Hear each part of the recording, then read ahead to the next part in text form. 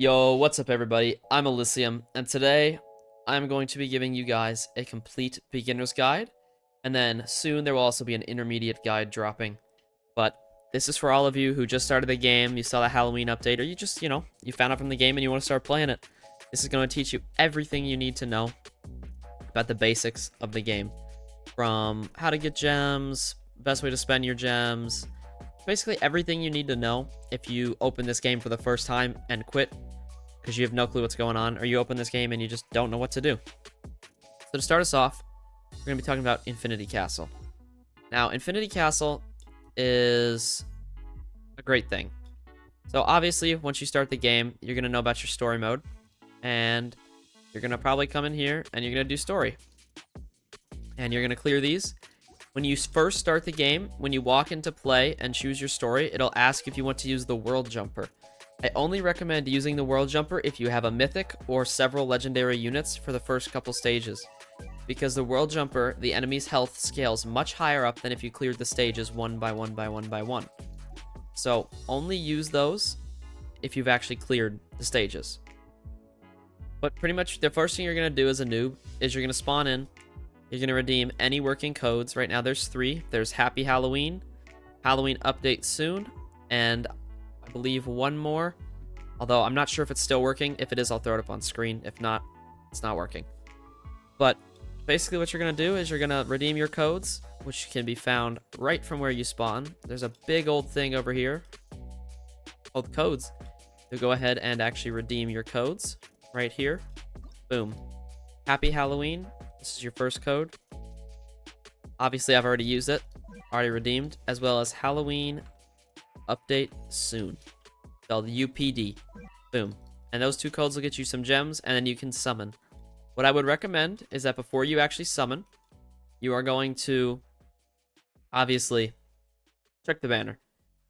And then pull up the Anime Adventures tier list. I will leave it linked down below. If the unit that is in the middle banner is not on there, I would not recommend summoning.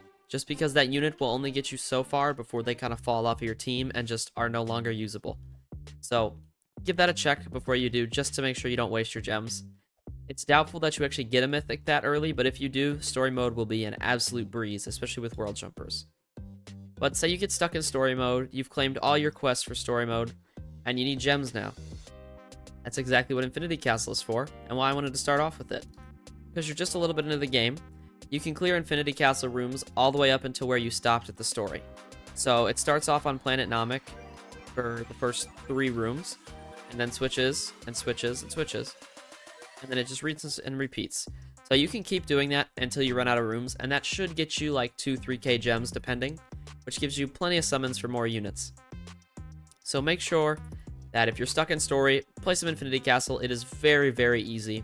Hard mode Infinity Castle is, of course, a little bit more difficult, but it's twice as fast.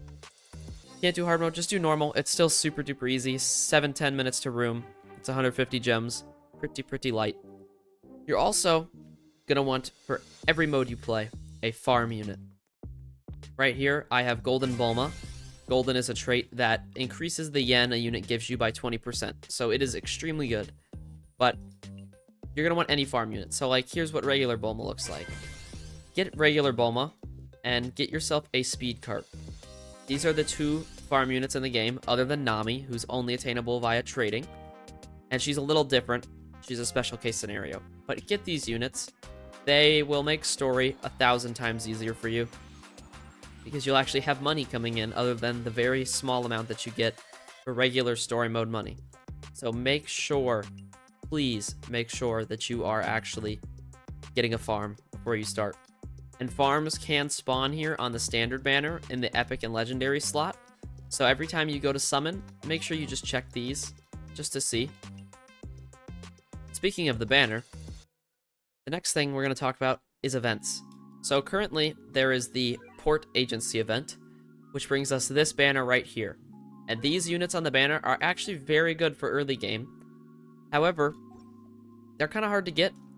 Even though there is a 100 summon pity, you're still going to need a little bit more oomph, some extra push to get those units. What you can do, though, is you can join people farming portals, and the portals are extremely easy, so you can kind of just tag along or you can spend some of your gems and buy the books. The gems spent on the books is a lot. They cost a lot. It costs well over 3,000 gems a day just for 25 summons. So I would recommend just tagging along for every single portal that you join, because most people can solo them super easily. I have an extremely strong team in this game, so I can solo them at high tiers, which basically just ups the difficulty. Once you're done farming gems and you want to evo your first unit, you're going to need star fruits. And that's where challenges come into play. This is going to be your primary source of getting star fruits, because every 30 minutes this challenge will switch, and majority of the time it is star fruits random. Other times it can give you gems, star remnants, anything of that sort, but this is like your go-to for star fruits, and the challenges are usually typically very, very easy. However, if you do not have the story mode unlocked, you cannot do the challenge, so make sure you have the story unlocked. Luckily, right here, as you can see, it tells you, and it tells you the act. So say you're stuck on Shinganshinu District Act 4, you can't do this one, but if the challenge is Shinganshinu District Act 4, you can do it. So it's super duper easy. As long as you've beaten the act, you're good to go. There is another type of challenge called the daily challenge, which resets once a day. The daily challenge is extremely difficult. You will need a full team of 6 people to beat it. Especially if it's on one of the newer maps, it is very, very hard. So don't even bother with that. We'll touch on that more in the intermediate guide. From here, you're working towards your first unit evo. Well, you still need more star fruits, don't you? That's exactly what my guy Escanor is here for. Every single day at reset, which you'll know for your time zone, based off just where you look, you'll see when stuff resets. He will have star fruits in his store. Make sure you buy these star fruits. They are well worth it. Like, I'm gonna buy those 3 blues even though I'm running low on coins, because it's worth it. It's a very easy way to build them up, so that way you don't have to go out and farm all the time for star fruits. The other way you can get them is right here at Bulma's shop. Bulma's shop basically just can spawn in. It spawns in, I believe, once every hour, stays for 30 minutes, then leaves. And she can have Evo items. She can have a whole assortment of stuff that you buy with gems. And she sells a lot of good stuff. Right now, I don't need any of this. These are star remnants and a rainbow star fruit. I do not need any of them right now, but I am going to go ahead and actually buy the star remnant so you guys can see what the star remnant does. So every unit you get can have traits, and these traits buff your unit in certain ways. So on farms, you're usually going to want the golden trait because of the yen buff, and obviously they don't do damage, so you're not going to want something that affects their damage. Legendary, epic, and rare units all use 1 star remnant for a reroll. Mythic and secrets use 5, so typically you only want to use your star rems on legendaries and epics, basically only being the farms, except in other case scenarios. Or if the only time I'd really use the 5 is if you don't want to buy rerolls, because rerolls can get pretty pricey. I've done a good couple thousand, but that's just my own choice. It's like, I'll reroll speed card here, nothing good. Usually you don't get a ton good, you just kind of roll every now and then and hope to get golden, but with a 0.15% chance, it's pretty darn rare. But I mean, rerolls are not super duper complex at all. There is another type of rerolls though, called a stat reroll. You will get 3 stat cubes and 1 perfect stat cube every time you evolve your unit. And through these, you can actually reroll that unit stats or other unit stats. As you can see here, there's a thing called worthiness. Every takedown is 0.1% worthiness out of the 100. Or sorry, 0.01% worthiness out of the 100. So you will need 10,000 takedowns, which you can get very easily by AFKing in an infinite. And that will get you 100% worthiness. When you roll on 100%, you are guaranteed a B+ stat or higher. Right here, I'll roll on 0%, and I actually got really lucky here getting an S stat, which can happen. The highest stats you can get are called SSS stats, which their percents go well over all the others and are extremely, extremely strong, but they're also extremely valuable to trade. Right here, I'm not going to roll on this unit because she has 3 SSS stats, and I don't want to get rid of any of them because I worked my butt off for them. And got them through trading. So the next thing we're going to talk about, trades. Trades only matter when you're level 40, so they don't really affect beginners at all. That'll be more in the intermediate side of the guide as well, which will be the next video. But, trading it's useful. It gets you stuff you need. That's all I'm going to say for now until you're level 40. Go ahead and then check out my intermediate guide, which will be up hopefully by the time you're level 40. Next thing we're going to talk about is not raids, because, you know, another more intermediate thing. They're pretty difficult. We're actually going to talk about the time machine, which is a great way to AFK gems if you don't want to macro.